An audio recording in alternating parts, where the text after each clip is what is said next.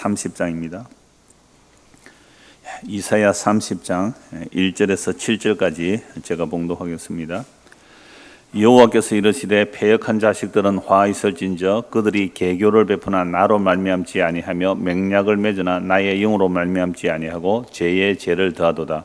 그들이 바로의 세력 안에서 스스로 강하리 하며 애굽의 그늘에 피하려 하며 애굽으로 내려갔으되 나의 입에 묻지 아니하였도다.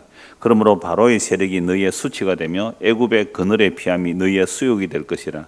그 고관들이 소안에 있고 그 사신들이 하네스에 이르렀으나 그들이 다 자기를 유익하게 하지 못하는 민족으로 말미암아 수치를 당하리니 그 민족이 돕지도 못하며 유익하게도 못하고 수치가 되게 하며 수욕이 되게 할 뿐이니라.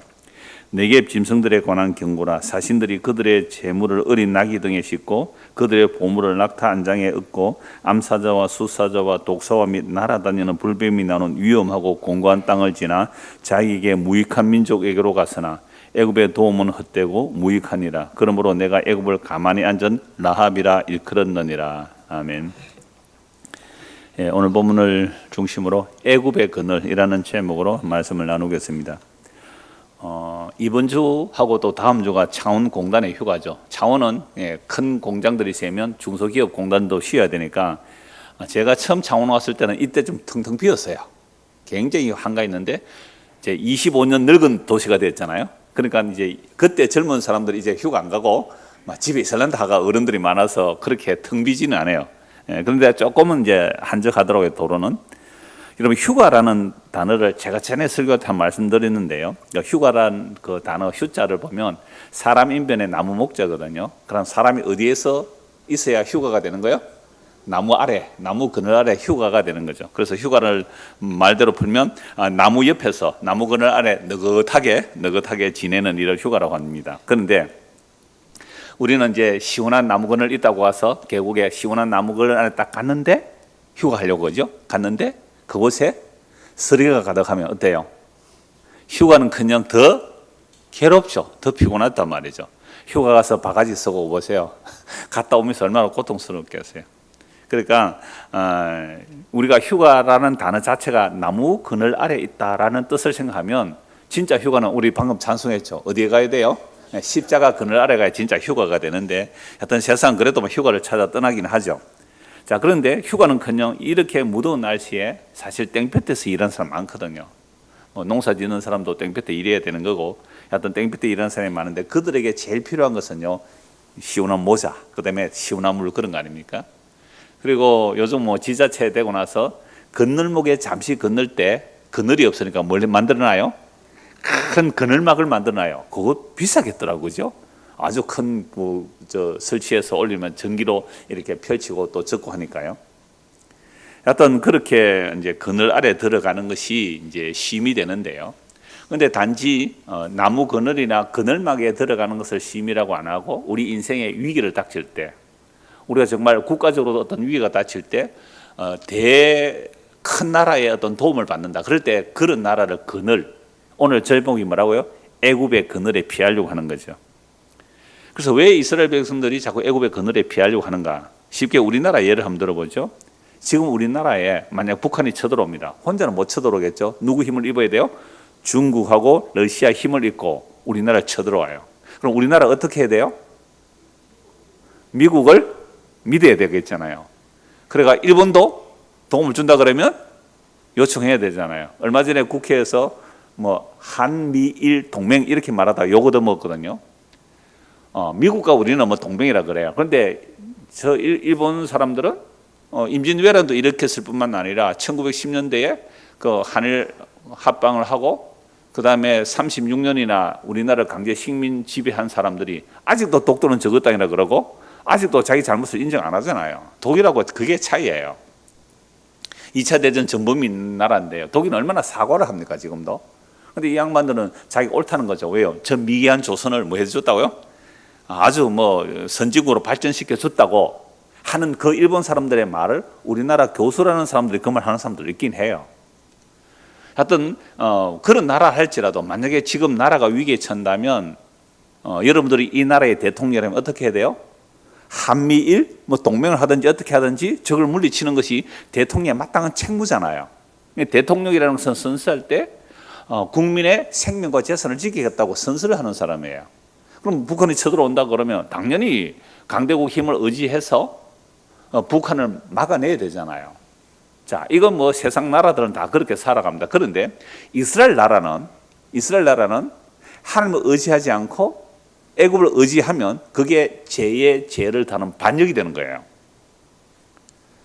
그래서 우리나라도 지금 뭐 북핵 때문에 그 뭐 얼마 전에 뭐예요? 그 국민의힘 그 당 대표로 나왔던 무슨 여자분 있잖아요. 그분이 우리나라도 뭐 해야 된다? 핵무기 개발해야 된다 그러고 뭐 또 대통령 미국 가서 이제 미국의 핵 자산을 우리 함께 쓸 수 있다 막 뉴스 나오더라고요. 이 나라 대통령이라면 그렇게 해서라도 대한민국의 국민의 생명 안전을 지켜줘야 되겠죠. 만약에 진짜 위기가 일어났어요. 전쟁이 일어났다면 안 도와주려고 해도 안 도와준다고 해도 우리가 뭐 하러 가야 돼요? 막 뇌물 보따리 사들어 가서 제발 도와주십시오 해야 되잖아요.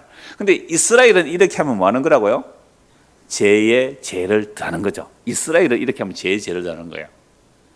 자, 그래서 오늘 본문 1절 한번 보십시오.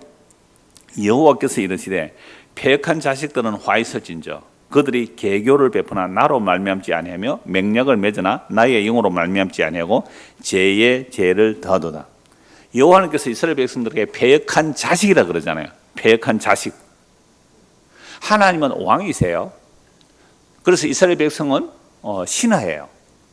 이걸 고대 근동의 그 언약 체제를 보면요, 언약을 맺을 때 보면 왕이 있고 봉신이 있단 말이죠. 그러니까 봉신이라는 말은 신하들인데 그러니까 영주 정도 되는 거죠. 왕이 땅을 하사합니다. 그러면 이 영주는 왕에게 충성하는 조건으로 땅을 하사받잖아요. 이거 봉건 시대도 그랬죠. 그러면 만약에 나라에 전쟁이 일어났다 그러면 왕이 영주에게 군인을 보내려면 자기 그 지역의 사람들을 군인을 보내야 돼요. 그러니까 뭐 세금도 내야 되고 왕에게 충성하는 조건으로 이제 봉신이 되는 거죠. 근데 만약에 이 그 봉신이 왕의 말을 안 들으면 어떻게 해요? 반드시 왕이 책벌하게 돼 있어요. 그게 문서 조약으로 다 돼 있거든요. 그래서 그 뭐 신해산 언약 체결이나 수많은 성경 언약 체결 보면 그런 내용이 다 들어 있어요, 사실은. 이거 뭐 고대 근동의 다른 언약 체계도 그러하거든요. 그러니까 이스라엘 백성들 하나님께 언약을 맺었단 말이죠. 출애굽할 때에 어린 양의 피로 구원하여 내시고 그리고 시내산 앞에 언약을 체결할 때 내가 너희들에게 어떻게 한가 잘 보았지? 예, 잘 보았습니다. 그럼 너희들 나와 언약을 맺을래? 예, 언약 맺겠습니다. 그럼 언약의 서문을 쓰고 언약의 내용을 쓰는 거죠. 너희가 나에게 충성한다면 내가 너희들을 지켜주마. 하나님 그렇게 말씀하시죠. 근데 만약 너희가 내 언약을 어기고 내 언약을 어기고 언약을 배반하고 다른 나라를 의지하거나 다른 신을 의지하면 어떻게 하겠다고 하는 것에서 반드시 벌 줄 거야. 그 언약의 체결을 다 했단 말이에요. 그러니까 지금 이스라엘 백성들이 하나님의 약속을 믿지 않고 애굽을 의지하러 간다는 것 자체는 뭐예요? 뭐 하는 거예요? 하나님의 언약을 배반한 거죠. 이걸 패역이라고 그래요. 거역이라고 그러죠. 그래서 하나님과 이스라엘 백성 사이의 관계를 왕과 신하로 말하면 신하가 거역한 거고요. 부모와 자식으로 말하면 자식이 패역한 거예요. 패역한 것에 대해서 1절에 보면 이 패역한 자식들아 그러잖아요. 이 패역한 자식들아 화 있을진저 저주받으라 이 말입니다. 왜요? 그들이 계획을 베푸는 거죠. 어떤 계획입니까? 하나님으로 말미암지 않고 맹약을 맺으러 가죠. 동맹을 맺으러 갑니다. 어느 나라예요? 애굽에 동맹 맺으러 간단 말이에요. 근데 그게 하나님의 영으로 말미암지 않고 하나님께 물어보지도 않아요.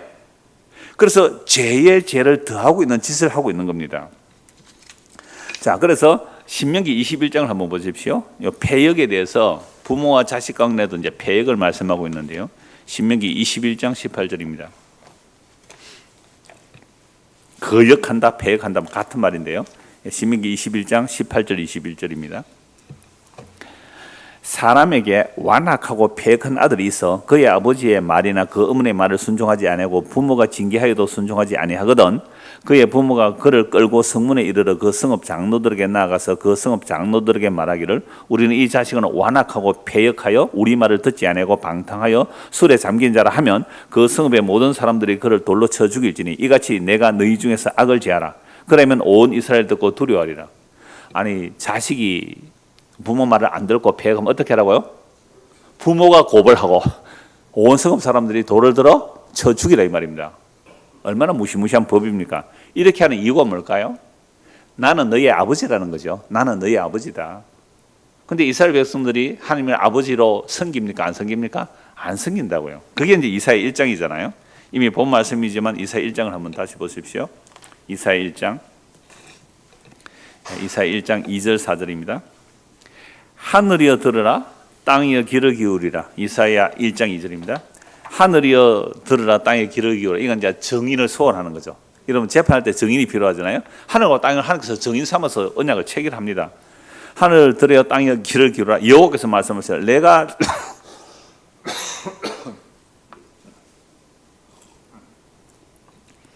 내가 자식을 양육하였거늘 그들이 나를 거역하였도다. 폐역 거역이잖아요. 소는 그 임자를 알고 나귀는 그 주인의 구유를 알건만은 이스라엘은 알지 못하고 나의 백성 깨닫지 못하는도다 하셨도다. 슬프다. 범죄한 나라요, 허물진 백성이요, 행악의 종자요, 행위가 부패한 자식이로다. 그들이 여호와를 버리며 이스라엘의 거룩하신 일을 만홀히 여겨 멀리하고 물러갔도다. 하늘과 땅을 정인 삼아서 이스라엘 백성 지금 고발하는 거죠. 내가 너희 아버지인데 소도 주인을 알고 나귀도 그 주인의 구유를 알고만 너희는 내 말 안 듣는다. 뭐보다 못하다는 거죠? 예, 짐승보다 못하다 이 말이에요. 짐승보다. 그래서 2절 다시 보십시오. 보면 30장 2절입니다. 그들이 바로의 세력 안에서 스스로 강하려 하여, 바로의 세력 안에서 스스로 강하여 애굽의 그늘에 피하려 애굽의 그늘에 피하려 하여 애굽으로 내려갔으되 나의 입에 묻지 아니하였다. 그럼 폐역이 뭐예요? 하나님의 약속을 믿지 않고 애굽의 그늘에 피하려고 가는 거죠. 애굽의 그늘에. 뭐 최고 강대국이니까요. 그러니까 지금 북이스라엘이 아수르의 위협 앞에 있고요. 그 북이스라엘 뭐 멸망 직전이죠. 남유다도 아수르에 의해서 지금 성이 포위되는 히스기야 시대를 한번 생각해 보십시오. 히스기야 왕 시대에 이사야가 활동하던 시대 히스기야 왕 때에 아수르가 정말로 남유다를 포위하잖아요. 이런 위기 상황에서 물론 히스기야는 하나님께 이제 간구함으로 적들이 죽고 물러가고 하게 되는데요. 그런 즈음에 이스라엘 백성들의 지도자, 이스라엘 백성의 왕이라는 자들이 애굽의 맹약을 맺으러 가는 거죠. 그럼 왜 이들이 애굽에 갈까요? 우리가 이미 그 이사야 1장에서 다 찾아보았습니다만은, 자, 하나님과 이스라엘 백성들 앞에 이제 그 언약을 체결할 때 날과 달과 절기 지키라고 있잖아요. 그죠? 날과 달과 절기 지키라. 그 다음에 11조도 다 언약의 체결에 들어가요. 그러니까 11조 하고 헌물을 드리고 날과 달과 절기를 이스라엘 백성들이 지켰을까요? 안 지켰을까요? 이사야 1장에 보면 지켰죠. 열심히 지켰습니다. 안 지킨 게 아니에요. 다시 확인할까요? 1장 봅시다. 지켰다 하는 분이 몇 분 계셔서 성경을 그렇게 말씀드렸는데 잘 지켰다니까요. 이사야 1장 한번 보십시오. 1장 10절. 너희 소돔에 관한들아 여호와의 말씀을 들을지어다. 너희 고모라의 백성아 우리 하나님의 법에 귀를 기울이라. 여호와께서 말씀해 너희의 무수한 재물이 내게 무엇이 유익하냐. 무수한 재물 드려야 안 드려요? 드렸다니까요. 순양 범죄 얼마나 많이 드려. 내 배불러서 질린다 이 말 하잖아요. 아니 내가 고기 먹겠느냐, 내가 그 피 마시겠냐 이 말씀하는 겁니다. 그럼 제사 왜 드리라고 할까요? 너희의 제가 희생 제물로 인하여 용서받는다는 것을 알려고 제물 드리라 했더니 나 제물 바쳤잖아요. 나 제물 바쳐 이러고 있는 거예요. 그것도 작게 바쳐요, 많이 바쳐요? 많이 바쳤잖아요. 그 다음에 보세요. 너희가 내 앞에 보이러 오니 이것을 누가 너희에게 요구하느냐. 내 마당만 밟을 뿐이라. 헛된 재물 다시 가져오지 말라. 분향은 내가 가정히 여기는 바요. 월삭과 안식일과 대회로 모이는 것도 그러하니 성행와 아울러 악을 행하는 것을 내가 견디지 못하겠다. 그럼 하나님께 오늘 식으로 말하면 예배 잘 드립니까? 안 드립니까? 우리 식으로 말하면 11조도 잘하고 헌물 감사 온갖 충성 헌신 봉사 날과 달과 절기 여러분처럼 수요일까지 나오는 사람들이에요. 그래 이렇게 열심히 했단 말이에요. 근데 문제는 그거예요. 왜 하나님이 이걸 질린다고 하느냐 하면 15절 보십시오. 너희가 손을 펼 때에 내가 내 눈을 너희에게서 가리고 너희가 많이 기도할 줄은 내가 듣지 아니하니 이는 너희의 손에 피가 가득하다. 이 말은 뭐예요? 일상적인 삶은 도둑질하고 거짓말하고 온갖 자기의 재물을 축적하기 위해서 온갖 불법을 저지르면서 고아가 나본 학대하면서 성전에 와서는 우리가 구원받았다고 재물 받으소서라고 하고 있느냐 이 책망하는 거죠. 그런데 이 책망을 진짜 선지자는 책망하는데 거짓 선지자는 책망 안 해요. 여러분 그렇게 많이 바쳤으니 복 받을 거예요. 하나님께서 여러분을 지켜주실 거예요. 그러는 거예요. 그렇게 열심히 헌물을 하고 제물을 바치고 날과 달과 절기를 지키는데 누가 쳐들어와요? 아수라가 쳐들어왔잖아요. 그러면 아니 하나님, 우리가 이렇게 당신의 언약의 조건을 지키면 적들을 막아준다고 약속했잖아요. 한 길로 왔다가 7길로 도망가야죠. 그런데 이게 뭡니까 이거? 하나님이 약속 안 지켰잖아요. 그러니까 우리는 당신하고 언약을 파기하고 어디하고 언약 맺으러 가겠다고? 애굽하고 맹약 맺으러 간다 이 말입니다. 일리가 있잖아요. 아니 제물도 안 바치고 날과 절기 안 지키는데 적들이 쳐들어오면 우리가 하는 게 잘못해서 이런 재앙이 닥치구나 알 텐데 겉으로 다 한단 말이에요. 종교적 형식 다 취해요. 그런데 적들이 쳐들어오니까 하나님 이럴 수 있습니까 지금? 내가 11조를 안 했습니까? 주일 성수를 안 했습니까? 내가 날과 달과 절기를 안 지켰습니까? 왜 이럽니까 하나님? 하고 하나님 버리고 뭐요? 다른 거 찾아가더라 이 말이죠. 그러면 평소에 제물을 바치고 평소에 날과 달과 절기를 지킨 이유는 뭘까요? 하나님을 사랑해서 그래요? 아니면 자기 욕심 채우려고 그랬어요? 그러니까 그게 종교란 말이에요. 그 종교 생활을 무너뜨리기 위해서 지금 하나님께서는 아수라라는 몽둥이를 사용하고 있는데 아수라가 쳐들어오는 걸 어떻게 한다고요? 당장 하나님 왜 안 지켜줍니까? 왜 하나님 안 지켜줍니까? 우리가 하라는 거 다 했잖아요 하면서 애굽으로 맹약 맺으러 가는 거죠. 그래서 다시 한번 보십시오. 1절 2절을 우리가 이해하기 위해서 지금 한 20분 말씀을 드린 거예요. 여호와께서 이르시되 패역한 자식들은 화 있을진저 그들이 계교를 베푸나 나로 말미암지 아니하며 맹약을 맺으나 나의 영으로 말미암지 아니하고 죄를 더하는도다. 그들이 바로의 세력 안에서 스스로 강하려 하며 애굽의 그늘에 피하려 하여 애굽으로 내려갔을 때 나의 입에 묻지 아니하였도다.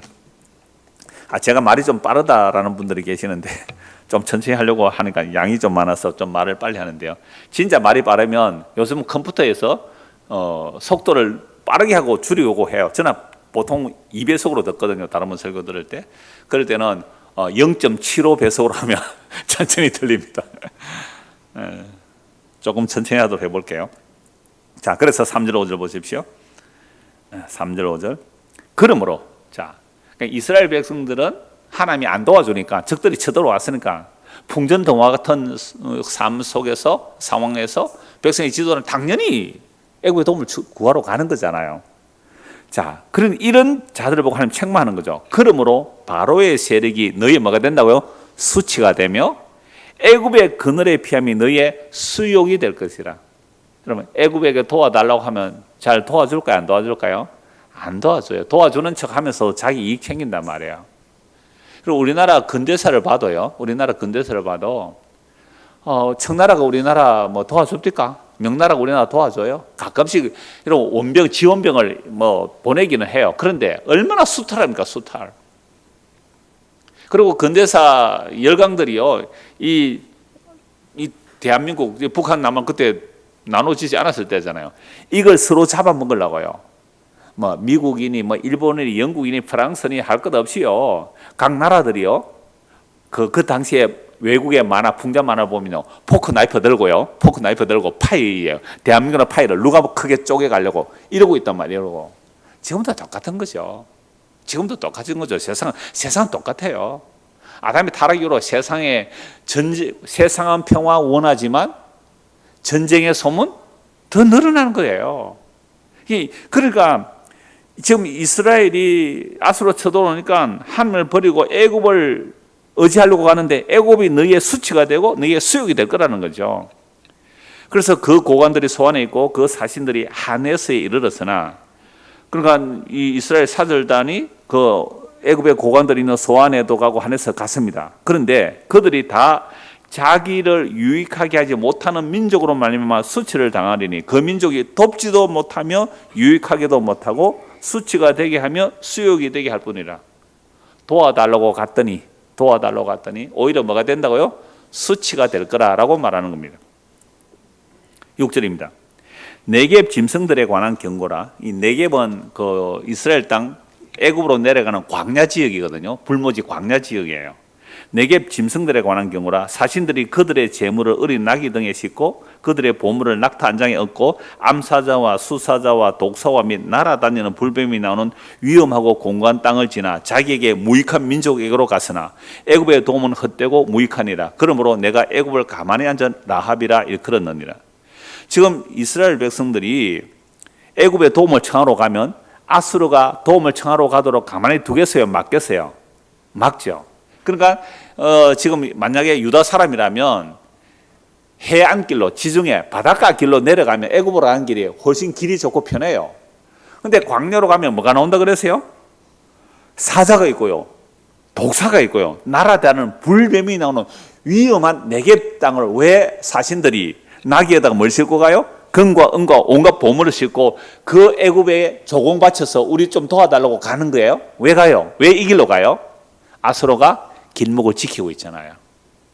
아수르가 좋은 길목 짓고 있으니까 거리로 못 가요. 그럼 우리나라가 어떤 위기에 처했을 때 아니면 뭐 전쟁들이 일어났을 때에 도움을 요청하러, 그죠? 도움을 요청하러 막 이렇게 깃발 보고 막 파발만 달리잖아요. 그 사람 잡아버리잖아요. 그럼 도움 요청 못 하는 거 아니에요. 그러니까 아수르가 지금 길목을 지키고 있으니까 길목을 지키지 않는 굉장히 위험한 곳, 그 길로 목숨 걸고, 그러니까 원조를 요청하러 가는데 온갖 보물을 싣고 목숨 걸고 간단 말이에요. 도움을 받아요? 못 받아요? 못 받아요. 못 받을 뿐만 아니라 그 무익한 민족에 가는 그 자체가 죄의 죄를 더하는 일이에요. 그래서 7절 애굽의 도움은 헛되고 무익하니, 헛되고 무익한 거예요. 애굽의 도움이라는 게 세계 최고의 강대국이 할지라도 도움이 헛되고 무익해요. 그러므로 내가 애굽을 가만히 앉은 라합이라 일컬었느니라. 이 라합이라는 말은 여러 곳에 기생 라합하고 다른 뜻이에요. 이 라합이라는 말은 애굽의 별명이에요. 시편 87편 4절 89편 10절을 보면 애굽을 라합이라고 불러요. 라합. 그리고 욥기 26장 12절이나 이사야 51장 9절을 보면요, 라합은 바다의 어떤 혼돈의 세력을 말해요. 그래서 라합, 리오야단, 꼬불꼬불한 뱀, 하나님을 대적하는 세력, 이렇게 나와요. 그러니까 애굽이라는 것 자체가 하나님을 대적하는 세력인데, 그러면 세상의 모든 제국들은요, 세상의 모든 제국들은 하나님을 대적하는 세력입니다. 어떤 제국이든 다 그 짐승 같은 나라들이기 때문에 하나님을 대적하는 세력들이에요. 그런데 하나님을 대적하는 그 짐승 같은 나라에 하나님의 백성이 어떻게 해요? 도와달라고 가는 거예요. 도와달라고. 오늘날로 말하면 마귀한테 도와달라고 하고 똑같아요. 근데 여러분, 마귀한테 기도합니까? 하나님께 기도합니까? 하나님께 기도하는데 뭘 기도했어요? 보암직하고 먹음직하고 세상이 자랑이 될 것, 이 세상의 영광을 구하잖아요. 하나님 하는데 그 하나님은 무슨 하나님이에요? 마귀라니까요. 지난주에 오전에 말씀드렸잖아요. 요한복음 8장 44절에 너희 아비는 마귀다. 우리는 거룩한 여호와 하나님을 섬깁니다. 유일하신 여호와 하나님을 섬깁니다. 아브라함의 하나님은 우리의 하나님의 아버지입니다. 예수님 뭐라고 말씀하세요? 너희가 내 말을 안 듣는 거 보니 너희 아버지는 마귀다라고 해버리잖아요. 이게 구약 성경만 봐도, 선지서만 봐도 예수님 말씀을 알아들을 수 있어요. 그리고 오늘날 이 땅이 얼마나 종교와 복음이 뒤섞여 있는지를 분별이 된다고요.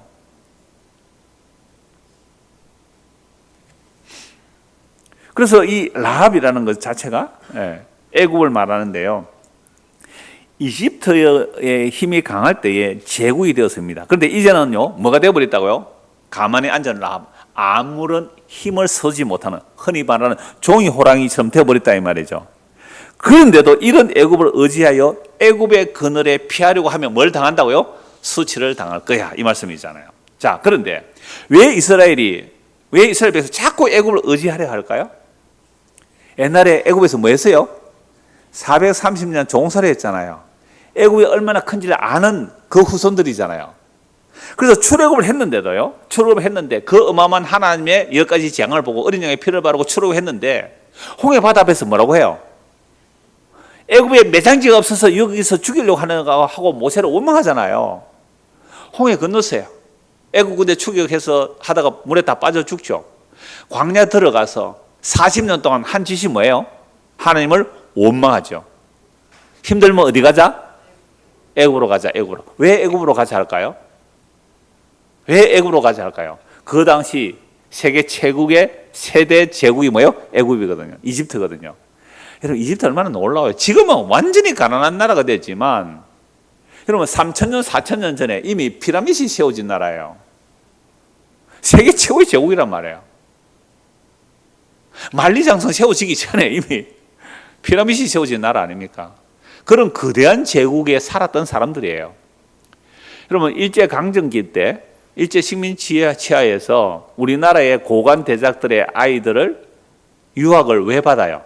일본에서 장학금 조합해서 유학생 데려가요. 왜 우리나라 많은 그 고관 대작들의 자녀들이 뭐 와세다 대학입니까? 동경대학 이런데 왜 유학을 보내도록 합니까? 정책적으로? 거기서 유학을 하면 와 문명이 앞섰잖아요. 일본에게 붙어야 우리나라가 그나마 살겠다. 친일파 만들어내는 거예요. 일본 망해요. 미군정이 들어와요. 그러면 사람들이 또 어디로 유학을 많이 가요? 미국에 유학을 그렇게 많이 가는 거예요. 가서 뭐 배우고 올까요? 일본에 비하면 미국은 더 크다. 그러니까 뭘 의지하자? 미국 의지하. 그래서 유학생 막 장학금 주가면서 유학 시킨다고요. 그 당시에 우리나라도 많은 사람들이 미국에 유학 갔어요. 그래서 가서 배우고 온 게 뭐예요? 미 제국주의 복음을 배워왔어요. 미제 복음을 배워요. 미제는 다 좋다니까 미제 복음을 배워왔어요. 그래서 미국의 목사 한 분이 그런 책을 썼어요. 미국주의 복음을 경계하라 그랬어요. 미국은 그렇게 고난의 역사가 없잖아요. 그러니까 지금 이스라엘 백성들은 자꾸 애굽을 의지하는 이유가 있어요. 아니 팔레스타인 고 이스라엘 땅 하나님께서 아브라함과 이삭에게 약속하신 그 땅요 크기가 얼마만 해요? 손바닥만 하거든요. 손바닥만 해요. 그런데 애굽은 어때요? 어마어마한 제국이잖아요. 그러니까 하나님의 약속을 믿기보다는 뭐가 애굽을 의지하는 게 훨씬 더 편하죠. 근데 하나님께 아까 제사 잘 드려요, 안 드려요? 잘 드려요. 제물 적게 바쳐, 많이 바쳐요? 많이 바쳐요. 날과 달과 저기 잘 지킨다니까요. 그런데도 적이 쳐들어오니까 하나님 우리 안 지켜주네. 그럼 우리는 뭐 하러 가자? 애굽의 그늘에 피하러 가자. 애굽의 그늘에 피하러 가자. 근데 하나님은 왜 아수를 쳐들어오게 합니까? 너희들이 그 형식적인 종교 버리라. 그 우상숭배하는 거 버리라. 진짜 하나님의 뜻이 뭔지 알려고 아수라는 몽둥이를 드는 거거든요. 근데 이들은 알지 못하고 그냥 애굽으로 도움을 청하러 가는 거죠. 이사야 31장 한번 보십시오. 이사야 31장 1절입니다. 이제 애굽이 어떻게 되는지를 몇 곳 찾아보겠습니다. 이사야 31장 1절 3절. 도움을 구하러 애굽으로 내려가는 자들은 화 있을진저 그들은 말을 의지하며 병거의 많음과 마병의 심히 강함을 의지하고 이스라엘의 거룩하신 일을 앙모하지 아니하며 여호와를 구하지 아니하나니 여호와께서도 지혜로우신즉 재앙을 내리실 것이라. 그의 말씀들을 변하게 하지 아니하시고 일어나사 악행하는 자들의 집을 치시며 행을 돕는 자들을 치시리니 애굽은 사람이요 신이 아니며 그들의 말들은 육체요 영이 아니라 여호와께서 그의 손을 펴시면 돕는 자도 넘어지며 도움을 받는 자도 엎드러져 다 함께 멸망하리라. 자, 이스라엘 백성들이 하나님의 약속을 믿지 않고 애굽을 의지하러 가니까 도움을 구하러 가던 나라도 망하고 도움을 주는 애굽도 망하게 하겠다라고 말씀하고 있죠. 그런데 이스라엘 백성들이 하나님을 의지하지 않아요. 병마를 의지하고 사람의 힘을 의지하는 거죠. 이게 말들은 애굽의 병마들은 육체의 영이 아닌데도 그걸 의지하러 가더란 말이죠. 그러니까 이스라엘 백성들이 지금 육체가 되어버렸잖아요. 영적이지 못하죠. 육체가 되어버린 증거예요. 자, 신명기 17장, 이건 제가 그냥 읽어드릴게요. 신명기 17장 16절에서 17절 말씀입니다. 그는 병마를 많이 두지 말 것이요 병마를 많이 얻으려고 그 백성을 애굽으로 돌아가게 하지 말 것이니 이는 여호와께서 너희에게 이르시기를 너희가 이후에는 그 길로 다시 돌아가지 말 것이라 하셨으며 그에게 아내를 많이 두어 그의 마음이 미혹되게 하지 말 것이며 자기를 위하여 은금을 많이 쌓지 말 것이라. 여호와께서 신명기 말씀, 즉 광야 40년을 지나고 모압 평야에서 다시 언약을 갱신하실 때요, 너희들이 만약에 왕을 세울 마음이 있거든 너희 형제들 가운데 왕을 세우라. 그런데 그 왕이 된다면 그 왕은 뭘 많이 두지 말라고요? 마병을 많이 두지 말래요. 그 마병, 말과 병거가 제일 많은 나라가 어디요? 애굽이잖아요. 그럼 말과 병거를 수입하려고 애굽에 가지 말라. 그 다음에 뭘 많이 두지 말고요? 아내를 많이 두지 말고 은금을 많이 두지 말고. 고대의 왕일수록요 정략 결혼해서 왕비가 많아요. 그래야 자기 왕권을 강화하잖아요. 그리고 은금이 많아야 돼요. 무엇보다 마병이 많아야 되잖아요. 그럼 우리나라는 만약에 우리나라 무기는 어디 가서 사옵니까? 미국 가서 거의 사오잖아요. 미국 가서 한미 조약도 있고 하니까 미국이 또 우리나라를 또 지켜줬다 그러니까 그 비행기 한 대 사오는데 얼마입니까? 스텔스기 이런 거 하나 사오면요 수천억이에요. 수천억. 그러니까 우리나라 대통령은 그렇게 해야죠. 안 그러면 뭐 대통령 뽑아주겠어요? 그런데 이스라엘은 그렇게 하면 뭐예요? 죄에 죄를 더하는 거, 나라 망하는 길입니다. 그러니까 애굽에 마병을 구하러 가지 말라. 그 다음에 아내를 많이 두지 말고 은금을 많이 두지 말라고 했는데 이 세 가지를 정면으로 거역한 이스라엘 왕이 누구예요? 솔로몬이죠. 솔로몬이죠. 그래서 애굽에 마병을 수입해다가 팔아요. 다른 나라에. 어마어마한 수익을 잡는다고요. 그래서 솔로몬 시대에요. 그 마병을 두는 그 말의 병거 창고가 어마어마하게 해요. 그게 성경에 다 나와요. 마병 창고가.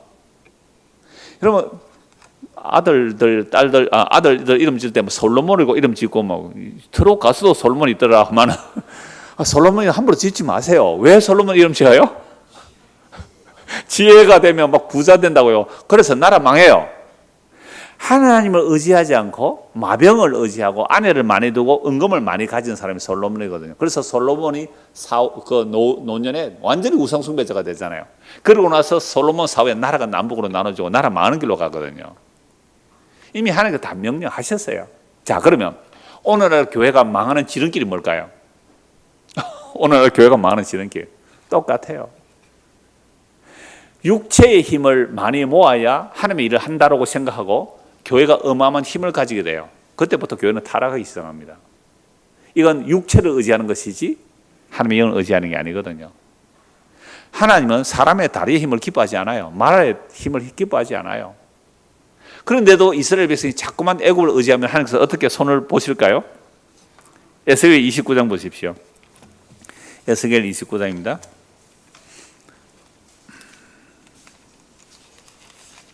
이거 우리 보고 하시는 말씀이에요? 뭐 옛날 이야기가 아닙니다. 오늘 우리 보고 하는 말씀이에요. 우리가 얼마나 애굽의 그늘을 좋아하는데요. 세상의 그늘을 얼마나 좋아하는데요. 여러분 휴가 가는데 막 불편하고 냄새나고 그런데 휴가 가고 싶어요? 아니면 호캉스 하고 싶어요? 특급 호텔 호캉스 하고 싶잖아요. 그러니까 우리는 애굽의 그늘이 좋다니까요. 29장 2절입니다. 인자야, 너는 애굽의 바로 왕과 온 애굽으로 얼굴을 향하고 예언하라. 너는 말하여 이르기를 주 여호와께서 이같이 말씀하시되 애굽의 바로 왕이여 내가 너를 대적하노라. 너는 자기의 강들 가운데 누운 큰 악어라. 스스로 이르기를 나의 이 강은 내 것이라. 내가 나를 위하여 만들었다 하는도다. 내가 갈고리로 네 아가미를 깨고 너의 강의 고기가 내 비늘에 붙게 하고 내 비늘에 붙은 강의 모든 고기와 함께 너의 강들 가운데서 끌어내고 너와 너의 강의 그 모든 고기를 들에 던지리니 내가 지면에 떨어지고 다시는 그 누구나 모으지 못할 것은 내가 너를 덜 짐승과 공중의 새의 무기로 주었습니다. 여러분 아수르가 남유다를 공격하고 포위했을 때에 이스라엘 백성은 누구 의지하러 가요? 애굽 의지로 갔잖아요. 그런데 도움 줘요 못 줘요? 못 준다고요. 그래서 남유다가 완전히 망해요. 그래서 북이스라엘 아수르에 망하고 남유다는 지금 바벨론으로 포로 잡혀갔어요. 에스겔은 포로로 잡혀가 있는 상태에서 바벨론 포로 잡혀가 있는 상태에 계시를 받아요. 그럼 바벨론 포로 잡혀갔는데 남아있는 유다의 백성들이 있을 거 아니에요. 1차, 2차, 3차로 포로 잡혀가니까 남아있는 1차 잡혀가고 남아있는 그 유다의 백성들은 큰일 났다. 우리나라가 바벨론 포로 잡혀갔구나. 이제 하나님을 의지해야지 이렇게 나옵니까? 아니면 애굽을 의지해야지 이렇게 나옵니까? 또 애굽 의지로 가요. 그러니까 인간은 패스도 안 돼요. 패스도 안 되네. 나라가 망해도 안 된다 이 말입니다. 그러니까 바벨론을 포로 잡혀가 있는 사람도 애굽이 좀 도움을 안 주나? 유다에 남은 사람들은 더욱 애굽을 의지하러 가는 거예요. 그러니까 하나님께서 애굽을 완전히 망하게 하는데 애굽은 자체적인 교만으로도 망해요. 바로가 뭐라 그래요? 이 나일강은 내가 만들었다 이렇게 말하잖아요. 나일강 지가 만들었어요? 그래서 하나님이 그 교만을 심판하기 위해서 애굽을 아까는 가만히 앉아 뭐야? 라합이라 그랬잖아요. 이제는 악어라, 악어. 한 마리 악어예요. 갈고리로 악어를 깨서 어디에 던져버린다고요? 네겝 사막, 아까 네겝 사막, 들판에 던져버리는 거죠. 그러면 그 악어의 비늘에 붙어있던 수많은 물고기도 함께 던져지는 거죠. 여러분, 악어 비늘에 뭐 물고기가 붙겠어요? 그게 무슨 말이에요? 무슨 말이에요? 애굽이라는 거대한 세력에 붙어서 도움을 요청하는 수많은 작은 나라들, 거대한 제국이 망하면요, 그 제국에 기대고 있던 나라들도 망할 거 아니에요. 그 물고기들도 함께 몽땅 어디요? 덜짐승과 새들의 먹이로 주겠다는 거죠. 애굽 망해야 하는 겁니다. 그러면 애굽은 자체적인 교만으로도 망해요. 애굽은. 그러니까 대기업이 무너지면 어떻게 돼요? 대기업이 무너지면 중소기업 줄도산 나는 거예요. 이번에 휴가 가려고 여러분들 혹시 티몬에 예약했어요? 티몬이 뭔지도 몰라요, 저는. 하여튼 티몬이라는 곳에 휴가 가려고 막 비행기표, 호텔 예약했는데 그거 부도났잖아요. 휴가는 그냥 지금 돈 떼기 생겼어요. 그러니까 거대한 제국에 깃대어 사는 그들까지도 함께 심판하겠다. 그 작은 물고기 중에 한 마리가 누구예요? 유다예요, 유다. 그래서 나라가 망해서 바벨론으로 잡혀갔는데 남아있는 자는 또 애굽 의지하러 가는 거예요. 6절입니다. 애굽의 모든 주민이 내가 여호와인 줄 알리라. 애굽은 본래 이스라엘 족속에는 뭐가요? 갈대 지팡이라. 그들이 너를 손으로 잡은 적 네가 부러져서 그들의 모든 어깨가 찢었고 그들이 너를 의지한 적 네가 부러져서 그들의 모든 허리가 흔들리게 하였느니라. 그럼 이스라엘에서 애굽을 의지했는데 애굽은 뭐라고요? 갈대 지팡이요. 갈대가 얼마나 약해요. 뚝 부러지면 어떻게 해요? 그것이 어깨를 찢고 갈대가 뚝 부러지면 어떻게 해요? 허리가 흔들리는 거죠. 그러면 지팡이 짚고 가다 지팡이 짚는 어른들이 지팡이 부러지면 어떻게 돼요? 허리 부러집니다. 여러분, 계단 같은 데 있잖아요. 얕은 계단인데, 여기가 계단이 끝인 줄 알고 탁 내리는데 계단이 또 있거나 계단이 잘못되면 어떻게 해요? 굴러 떨어져요. 그럼 다리 부러요. 그러니까 애굽이라는 것이 그렇게 거대한 제국이고 많은 나라에 도움을 줄 것 같지만 뭐라고요? 갈대 지팡이. 그럼 오늘날 우리 현 시대에 제일 강한 나라 어디예요? 미국이 뭐예요? 갈대 지팡이. 그거 의지하면 어떻게 돼요? 어깨 찔리고 허리 휘청해요. 그러므로 주 여호와께서 이같이 말씀하시니라. 내가 칼이 네게 임하여 네게서 사람과 짐승을 끄는 적 애굽 땅이 사막과 황무지가 되리니 내가 여호와인 줄 그들이 알리라. 네가 스스로 이르기를 이 강은 내 것이라 내가 만들었다 하도다. 그러므로 내가 너와 네 강들을 쳐서 애굽 땅 밑돌에서부터 수엔의 곧 구스지기까지 황폐한 황무지 곧 사막이 되게 하리니 그 가운데로 사람의 발도 지나가지 않으며 짐승의 발도 지나가지 않고 거주하는 사람이 없이 40년이 지나리라. 애굽 완전히 망해서 한 40년 지나서 하는 그래서 그래도 불쌍해서 조금 회복시켜줘요. 조금 회복시키는데 완전히 무너지게 해서 조금 회복시켜주는데요. 어느 정도로 회복시켜주느냐 하면요. 좀 더 읽어볼게요. 12절 내가 애굽 땅을 황폐한 나라들 같이 황폐하며 애굽 성읍도 사막이 된 나라들의 성읍같이 40년 동안 황폐하게 하고 애굽 사람들은 각국 가운데로 흩으며 여러 민족 가운데로 해치리라. 그러니까 애굽 자체의 교만으로 인하여 이렇게 망하지만 목적이 또 있어요. 목적이 또 있어요. 교만하면 다 망하는데 하나님께서 애굽을 망하는 목적이 또 있어요. 13절 주 여호와께서 이같이 말씀하셨느니라. 40년 끝에 내가 만민 중에 흩은 애굽 사람을 다시 모아내되 애굽에 사로잡힌 자들을 돌이켜 바도로스 땅 곧 그 고국 땅으로 돌아가게 할 것이라. 그들이 거기서 무슨 나라요? 미약한 나라가 돼요. 미약한 나라다. 나라 가운데 지극히 미약한 나라가 되어 다시는 나라를 위해 스스로 높이지 못하리니 내가 그들을 감하여 다시는 나라들을 다스리지 못하게 할 것이므라. 왜 이렇게 합니까? 첫째는 애굽의 자체 교만으로도 이렇게 망해요. 두 번째는요. 16절입니다. 그들이 다시는 이스라엘 족속의 의지가 되지 못할 것이요 이스라엘 족속은 돌이켜 그들을 바라보지 아니하므로 그 제약이 기억되지 아니하리니 내가 여호와인 줄 그들이 알리라 하셨다 하라. 여러분, 이 16절이요 얼마나 엄청난 복음이 담겨 있는지 아시겠어요? 다시는 애굽이 망해버리니까, 미약한 나라가 되니까 다시는 이스라엘이 애굽을 뭐요? 의지하지 못하게 해버리죠. 자, 아까 죄에 죄를 더한 게 뭐였어요? 애굽을 의지하는 거잖아요. 하나님의 약속을 믿지 않고 애굽을 의지하는 게 죄에 죄를 더하는 거예요. 근데 애굽이 망해버렸어요. 그러니까 애굽을 의지하려니까 의지할 수가 없어요. 그러니까 죄를 지을 수가 없는 거예요. 아니 죄악이 기억되죠. 죄를 우리가 지으려고 하는데 못 지어서 이렇게 사는 거예요. 아시겠어요? 우리는 죄일에서 늘 죄를 지으려고 하는데 갑자기 돈이 날아가면서 죄를 못 짓는다. 갑자기 건강을 잃어서 죄를 못 짓는다. 이렇게 되는 거예요. 희한하죠. 그래 놓고 하나님께서 죄악이 기억되지 않게 하겠다. 야, 이게 하나님의 놀라운 사랑이더라고요. 여러분, 고멜이 얼마나 음란한 여자입니까? 음란한 여자하고 결혼했고 아이 낳는데 자꾸 도망가니까 어떻게 하나님께서 단과 가시로 막아버린다고요. 단과 가시로 막으니까 할 수 없이 어디로 가야 돼요? 남편을 못 가야 되겠네. 하나님의 사랑이 이런 거예요. 하나님의 사랑이 이런 거예요.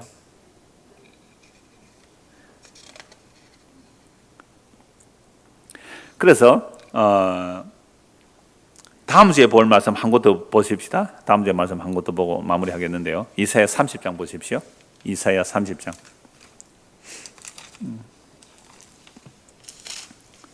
이사야 30장 12절에서 14절입니다. 이사야 30장 12절에서 14절. 이러므로 이스라엘의 거룩하신 이가 이같이 말씀이되 너희가 이 말을 업신여기고 압박과 허망을 믿어 그것을 의지하니, 그러니까 믿지 말아야 해서 믿으면 어떻게 되냐면요, 이 제약이 너희에게 마치 무너지려고 터진 담이 불쑥 나와 순식간에 무너진 같게 되리라 하셨은즉.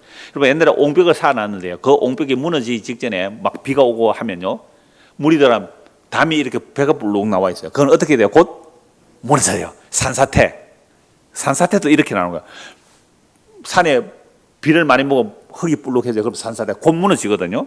무너진 같이 되라. 또 14절, 그가 이 나라를 무너뜨리시되 토기장이가 그릇을 깨뜨린 같이 아낌없이 부수시리니 그 조각 중에서 아궁이에 불을 붙이거나 물 웅대에 물을 떨고도 완전히 없도록 완전히 박살내버리는 거죠. 그러니까 우리가 의지하지 말아야 할, 하나님의 약속에 의지하지 말아야 할 애굽이라는 그 거대한 힘, 이 세상의 힘을 의지하면 하나님께서 어떻게 하신다고요? 세상은 교만 그 자체로 멸망하지만 이스라엘의 의지가 되지 못하도록 그 세상을 어떻게 해요? 무너뜨려 버리죠.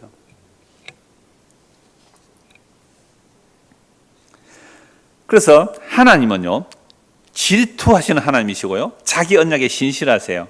그래서 여호와 하나님께서 자기 언약을 얼마나 신실하게 이루어내시느냐 하면 바로 십자가로 하나님의 언약을 다 이루시거든요. 그래서 예수께서 십자가에서 다 이루다 하시거든요. 그래서 십자가에 다 이루시고 부활 성천하셔서 성령을 부어주시면 이제 죄가 뭔지를 알아요. 뭐가 죄예요? 성령 임하고 나면? 성령 임하고 나면 뭐가 죄인 줄 알아요? 예수를 믿지 않는 게 죄인 줄 알아요. 여러분, 우리가 예수 믿고 살아요? 세상에 힘 믿고 살아요? 예수 믿고 산다고요? 우리가 예수 믿는다 해도 역시 뭘 믿고 살아요? 세상 믿고 살아요. 지금 장로님 휴가라고 오늘 낮에 다녀가셨는데 회사에서 영원히 휴가하십시오 하면 어떻게 해요? 어떤 분이 나이가 들어서 이제 이렇게 정년퇴직하고 나도 사람들이 뭐 해요? 일용직으로 비정규직으로 일을 해요. 제가 아는 분도 그러더라고요. 비정규직으로 일을 하니까 이제 막 올해까지 하고 좀 쉴까 하니까요, 잘릴 때까지 하세요. 잘릴 때까지 하죠. 그렇게 얘기하던데요. 그러니까 우리가 이 땅을 살아가는 한 세상에 땀 흘리고 일한, 지극히 당연합니다. 이건 일해야, 게으르면 일하기 싫으면 먹지 말라 그랬잖아요. 일하는 마땅해요. 근데 예수 믿는 우리는요, 예수님보다 더 의지하는 것들이 있다면 이걸 하나님께서 성실하게 괴롭히세요. 하나님이 성실하게 우리를 괴롭힌다고요. 질투는 하나님이거든요. 그걸 하나하나 무너뜨리는데, 요 무너뜨림을 당하지 않으면 십자가 그늘이 안 보입니다. 십자가에서 다 이뤘다는 그 십자가는 그늘이 없어요. 나무 잎사귀 하나 없잖아요. 무슨 십자가에 그늘이 있어요? 오늘 찬송가 415장이잖아요. 십자가 그늘에 나시기와, 십자가는 그늘이 없단 말이에요. 물론 나무 기둥이니까 조그만 그늘이 있지만 사람 하나도 못 피한다고요, 그 그늘에. 그러면 정말 뜨거운 땡볕에요. 뜨거운 땡볕에 제가 가끔씩 요 건널목 한 번씩 건너거든요. 요 앞에 마트도 한 갈 일이 있어. 그 뜨거운 땡볕이에요. 어떻게 합니까? 전봇대 뒤에라도 가서 서요. 전봇대 뒤에라도. 그러면 뭐요? 그늘이 약간 되잖아요. 이 뜨거운 땡볕에 십자가 무슨 그늘이 계세요? 시원한 나무, 무성한 나무. 그 나무가 뭐예요? 애굽이라는 거예요. 그게 뭐예요? 세상이에요. 그게 직장이기도 하고요. 그게 돈이기도 하고요. 인간관계이기도 해요. 때로는 건강이기도 해요. 그런 것들이 나에게 많으면 많을수록 미련하고 어리석은 십자가의 그늘에 피할까요? 안 피할까요? 안 피해요. 그래서 하나님은 내가 믿는 것을 무너뜨리는 겁니다. 이스라엘 백성을 믿는 애굽이 왜 망해요? 애굽은 그 자체의 교만으로도 망하지만 이스라엘의 의지가 되지 못하도록 애굽을 완전히 미약한 나라로 만들어버립니다. 그러니까 오늘 저와 여러분들이 지금까지 살아오면서 이 십자가 복음에 눈이 뜨인다는 것은 그동안 내가 믿는 것들이 어떻게요? 엄청나게 무너져 내린 경험들이 있어야 십자가가 보이는 거예요. 저도 가끔 제 간증 삼아 얘기를 하지만 저는 청년의 때에 세상에 믿는 것들이 정말 다 무너졌거든요. 여러분들 물에 빠지면 뭐도 잡는다고요? 지푸라기. 저는 그 지푸라기를 건강이라고 보거든요. 물에 빠지면 지푸라기 잡는 때 그 지푸라기 저는 건강이라고 봐요. 그런데 건강이 무너지면 뭐예요? 다 끝나요. 사실은 건강 무너지면 다 끝나거든요. 저는 청년 때 병까지 왔단 말이에요. 그러니까 할 게 없어요. 28살에. 나는 자연인이다. 그때 프로가 나오기 전에 나 자연하러 가려고 그랬어요. 근데 낳고 지금까지 이렇게 목사로 살고 있는데요. 그렇게 해서 이제 신학교로 가고 이제 목사가 됐으면 세상에 의지할까요? 안 할까요? 의지할까요? 안 할까요? 그럼 또 한다 그래요. 내가 뭘 세상을 그래 의지합니까? 그런데 왜 의지가 안 되겠어요? 그런데 워낙 내가 믿는 것들이 무너졌기 때문에 그렇게 의지를 안 해요. 그렇게. 이건 없으면 안 돼. 그게 없어요. 이건 없으면 안 돼. 이건 없다고요. 이건 우리 집사한테 물어보면 알 거예요. 그건 원래 없는 거. 원래 무너질 거. 그죠? 원래 무너질 거. 그런데요, 목사가 되어서 이렇게 한 교회 한 25년쯤 있으면요, 야, 저분은 참 신실해. 저분은 정말 믿을만해. 라는 생각이 들잖아요. 거의 어김없이 실망을 해요. 그분은 그냥 평소에 그렇게 사는 건데 딱 그게 보이는 거죠. 내가 저 사람을 뭔가 믿을만 하다고. 인간은 믿을 존재가 안 돼요. 우리는 끊임없이 애굽의 그늘이 좋다니까요. 그 태양볕에 있으면요, 전부 다 나만 그런 게 아니더라고요. 다 전봇대 뒤에 가 숨더라고요. 전봇대, 그늘도 없는 전봇대 뒤에. 그래서 제가 오늘 찬송을 415장 2번 한 거예요. 저 햇빛 침입 쬐일 때 십자가 그늘에서 나 쉬기 원하네. 그럼 십자가 무슨 그늘이 있어요 거기에? 애굽이라는 멋진 그늘이 있는데. 그래서 우리가 애굽이라는 세상의 어떤 힘의 그늘에 피하려고 한다면 십자가의 그늘은 보이지 않습니다. 그러므로 세상에 내가 믿던 것들이 무너져야 진짜 볼품없어서 아무도 쉬려고 하지 않는 그 십자가의 그늘에 쉬게 되죠. 그러므로 우리가 스스로 십자가 그늘에 찾아갈 수가 있어요? 없어요? 없어요. 그럼 이스라엘 백성들이 애굽을 의지하는데 스스로 애굽을 의지하는 일을 스스로 멈출 수 있어요? 없어요? 못 멈추죠. 끊임없이 애굽을 의지한다고요. 아수로 쳐들어올 때 애굽 의지했다가 안 도와주니까 이제 바벨론에 의해서 유다가 망했을 때 또 애굽 의지하러 가요. 그래서 나라 망해서 포로 잡혀갔는데 포로 잡혀가 있는 중에도 누구 도움을 구해요? 또 애굽을 의지해요. 그래서 하는 게 어떻게 해요? 애굽을 완전히 망하게 해버리죠. 애굽을 망하게 되니까 내가 죄를 짓고 싶은데 죄를 지을 그 대상이 무너지니까 죄를 못 짓잖아요. 아까 그게 고멜이에요. 고멜.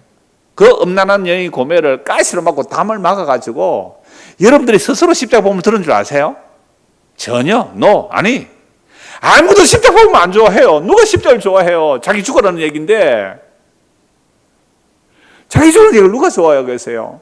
그래서 그 십자가에 눈이 뜨려면 세상에 믿던 모든 것 끊어질 그날 되어도, 그러니까 내가 믿는 것들이 끊어지는 거죠. 이 풍랑 인연하에서 더 빨리 갑니다. 수많은 찬송 가사들이 그런 게 나와요. 488장 3절에 보면요, 세상에 믿던 모든 것 끊어질 그날 되어도 구주의 언약 미사와 내 소망 더욱 그리나. 여러분, 우리가 죽는 날 세상에 기대하는 거 다 무너지겠죠? 주님 다시 오시는 날 세상의 모든 것들 무너지고 끊어집니다. 그러나 성도는요, 주님 오시기 전에, 내가 죽기 전에 무슨 경험을 해요? 내가 믿는 애굽의 그늘이 무너지는 거죠. 애굽의 그늘이 무너져요. 내가 믿는 건 무너지지 않고는요, 십자가가 안 보여요. 386장에는요, 빈손 들고 죽게와 십자가를 붙드네, 이런 찬송이에요. 왜 빈손 들고 할까요? 내가 믿는 것들이 다 무너져 버리잖아요. 내 의가 날아가야 돼요.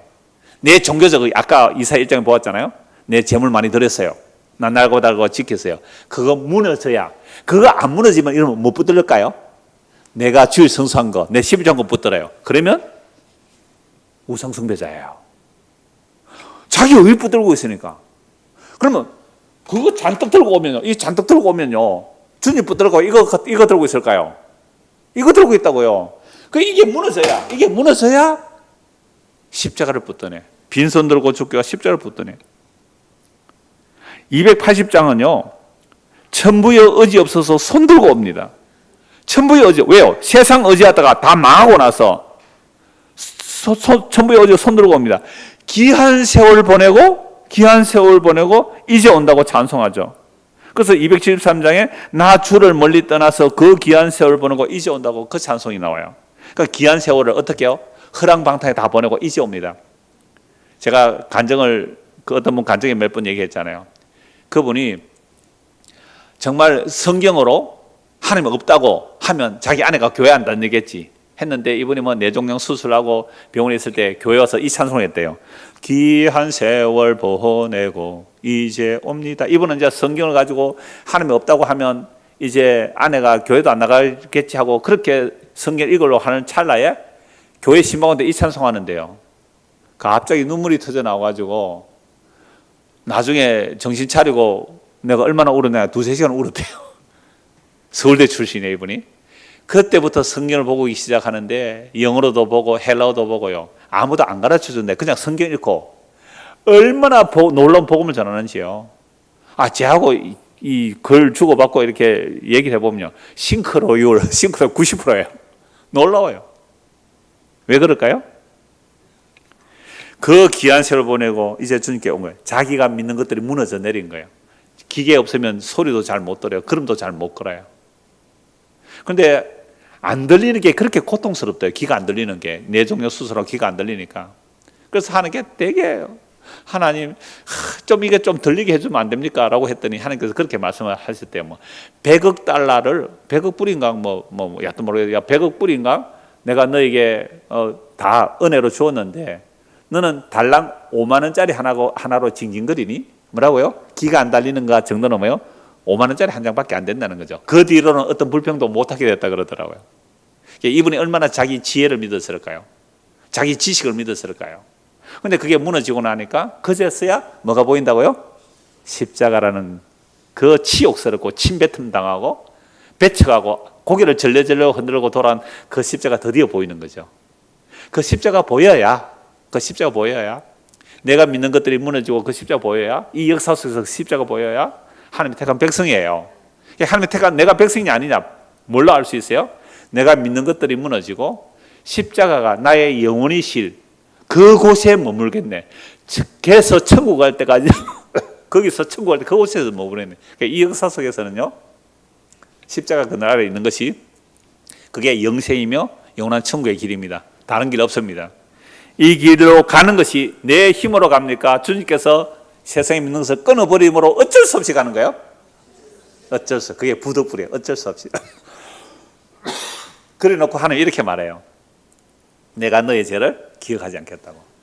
아니 우리가 한 것도 아닌데 그 아들의 피로 씻으시고 막으셔서 주께로 돌이켜서 십자가의 그늘에 피한 그들을 용서하시고 영원한 생명을 주시겠다는 게 하나님의 약속이고 그 약속을 십자가로 이루시고 그 십자가에서 이루신 예수님께서 오늘도 우리에게 이 말씀을 들려주시고 계시죠. 이 십자가 그늘에서 진짜 휴가를 하는 저와 여러분 되기를 소원합니다. 기도하겠습니다. 하나님 아버지, 누가 십자가 그늘에 피할 수가 있겠습니까? 그 십자가의 그늘은 피할 곳이 없습니다. 쉴 곳이 안 됩니다. 그러므로 하나님께서 세상에 믿는 것들을 끊어버릴 때 비로소 십자가 눈에 보이고 그 십자가 그늘의 시기를 원하고 천국 갈 때까지 그 십자가에서 머물겠다고 노래합니다. 우리도 이 노래를 할 수 있도록 은혜를 베풀어 주옵소서. 예수 그리스도를 받들어 기도드리옵나이다. 아멘.